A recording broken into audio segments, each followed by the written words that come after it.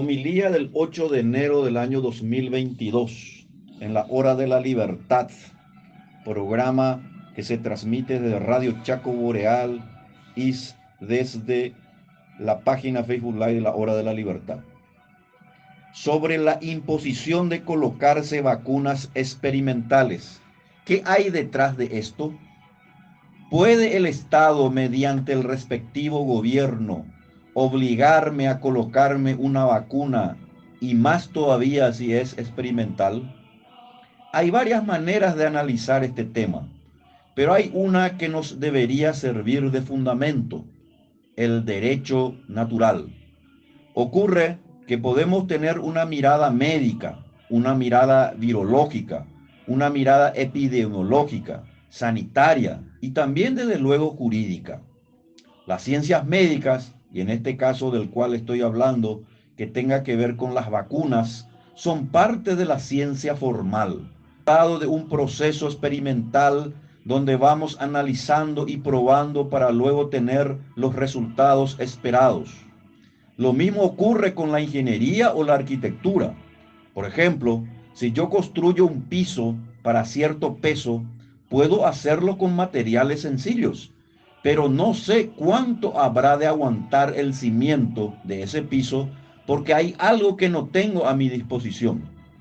Mediante el uso de las matemáticas, de la geometría y de la trigonometría y hasta de la misma química, me permito hacer lo que se llama el estudio del suelo, del peso que pueda aguantar por metro o centímetro cuadrado una determinada superficie. Otro ejemplo: ¿por qué un ascensor que subimos dice para no más de 7 personas y otra dice para 12 personas? Porque se estudió mediante la matemática y la física el equilibrio de fuerzas que pueda aguantar ese habitáculo llamado ascensor.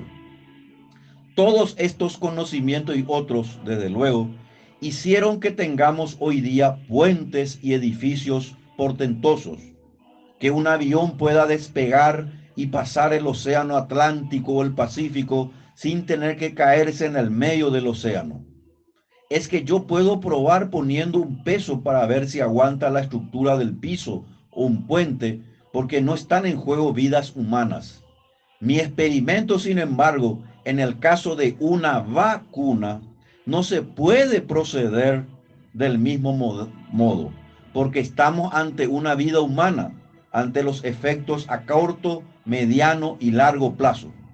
Entonces aquí aparece la ética, la bioética, la moral, la filosofía, que nos iluminan para ver si se puede o no proceder de ese modo. Incluso diríamos mediante el sentido común. ¿Y por qué esto? Porque finalmente estamos ante lo que se llama una vacuna. Una vacuna es una sustancia compuesta por una suspensión de microorganismos atenuados o muertos que se introduce en el organismo para prevenir y tratar enfermedades infecciosas. Estimula la formación de anticuerpos, con lo que se consigue una inmunización. De ahí que existe un proceso delicado en relación a la aprobación de una vacuna. El desarrollo de una vacuna, como sabemos, es un proceso complejo que a menudo tarda de 10 a 15 años y tiene las siguientes etapas. La primera etapa se llama de exploración, que es una investigación básica de laboratorio y a menudo tiene de 2 a 4 años. Los científicos realizan la identificación de los antígenos naturales o sintéticos y de esa manera nos ayudan a prevenir o tratar una enfermedad. La segunda etapa se denomina preclínica. Los estudios preclínicos usan sistemas de cultivo de tejidos o cultivo de células y pruebas en animales, que pueden ser ratones o monos, para evaluar la seguridad de la vacuna candidata y su capacidad inmunógena. Los investigadores pueden adaptar la vacuna candidata durante la fase preclínica para tratar de hacerla más eficaz. Y acá viene la fase tercera. que es lo que justamente ninguno de estos laboratorios con el tema del SARS-CoV-2 o el coronavirus está mostrando, que es los ensayos con la vacuna. Las vacunas candidatas que tienen éxito en la fase 2 avanzan a ensayos más grandes que involucran a miles de decenas de miles de personas. Las pruebas de fase 3 son aleatorias y se le denomina de doble ciego. Involucran la vacuna experimental que se prueba contra un placebo. El placebo puede ser una solución salina, una vacuna para otra enfermedad o alguna otra sustancia. Una meta de la fase 3, y atiendan bien porque esto es importante, es evaluar la seguridad de la vacuna en un grupo grande de personas.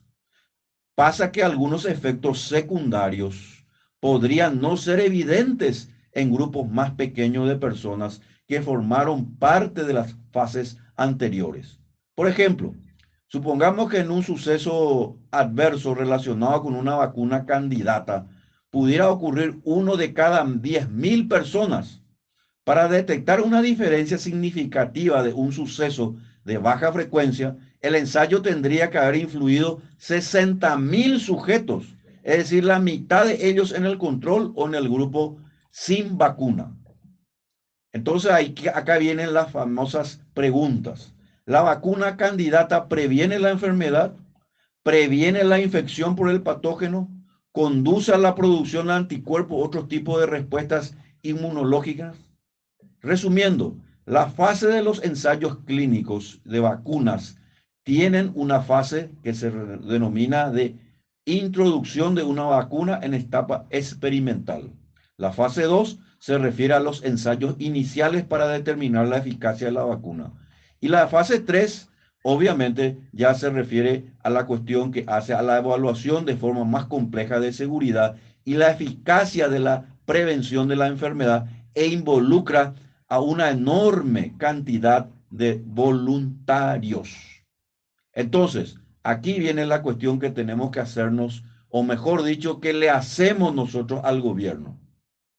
¿Es correcto, moral y materialmente, bajo pena de multas, segregación, etcétera, obligarle a una persona que se coloque una vacuna experimental que aún no pasó por las etapas que usualmente se sabe que debe ocurrir?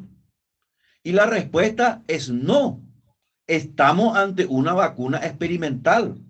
Aquí tenemos que profundizar, por lo tanto, para una respuesta correcta sobre esto de que nos quieren hacer obligar a colocarnos la vacuna. Tenemos que profundizar en el derecho natural para encontrar la respuesta moral a este ataque a nuestra libertad por parte del Estado.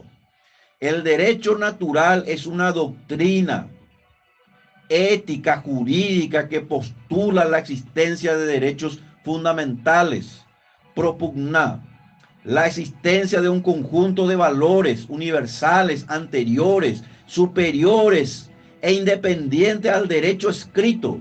El derecho natural es superior al derecho positivo. La finalidad de ser parte de una sociedad es la protección precisamente de esos derechos naturales. ¿Y cuáles son esos derechos? La vida, la libertad, la propiedad y la resistencia a la opresión. El derecho natural actúa como base para la elaboración e interpretación de las normas del derecho positivo. El derecho natural constituye un ordenamiento jurídico. El derecho natural está formado por principios y atributos que todo ser humano posee por el solo hecho de ser persona. Por ejemplo, el derecho a la integridad física y moral, el derecho a pensar, a razonar, el derecho a la vida, la libertad, la propiedad, son derechos anteriores al Estado y son superiores al derecho positivo. El orden jurídico se compone de normas de justicia natural, como también de normas del derecho civil. Ahora bien, toda la cuestión que hace a la especificación de un derecho natural prohíbe el agredir a otra persona, prohíbe que toda legislación que pretenda decirle a otro lo que va a hacer sobre su cuerpo es sencillamente anatema y contrario al derecho natural. Consecuencia, los preceptos de la legislación, cualquier sea el parlamento, cualquiera sea el poder ejecutivo o cualquiera sea el poder judicial, todos sus preceptos deben sujetarse a lo dispuesto por las normas naturales. La justicia y el derecho natural es el que da sentido y racionalidad a las determinaciones del legislador. No es el legislador el que cambia el derecho natural, porque si un legislador quiere cambiar al derecho natural, pues le está queriendo cambiar a nuestro mismo Dios. Los principios del derecho natural, debido a su generalidad, no son suficientes, es cierto, para la regulación de todas las cuestiones prácticas que nosotros tenemos en un mundo cada vez más cambiante. Es cierto, el mundo es una dinámica permanente, pero tenemos que tener una guía, una luz, una piedra a la cual finalmente tomar como fundamento. Por eso es que el derecho natural nos sirve a nosotros de guía, nos sirve de esa piedra filosofal. Y esta es la conclusión y termino la homilía. Pretender mediante el uso de la coerción, y coerción significa usar la fuerza en contra de una persona, en contra de su libre decisión, es un acto contrario finalmente al derecho natural. Es un acto contrario a la libertad y al libre discernimiento, que termina por separar y tratar de modo diferente a las personas que no se vacunan. Es por lo tanto un acto discriminatorio, inconstitucional e inmoral. Y finalmente, aquí viene la guinda sobre la torta, que levanta el velo para ver la verdadera cara de aquellos que están pretendiendo llevar a cabo este acto deleznable como criminal, como es la de instalar los pases sanitarios y como la de instalar igualmente la obligatoriedad de colocarnos la vacuna. Es la cara del verdugo. Ustedes, los legisladores que pretendan de alguna manera aprobar estos tipos de leyes, se van a convertir en los verdugos del hombre y la mujer de la calle. Se van a convertir en los verdugos que a punta de lanza, cuchillo, espadas, pistolas y lanza se van a venir contra el pueblo, y en consecuencia el pueblo tiene derecho a sublevarse, porque ustedes habrán de usurpado finalmente sus funciones.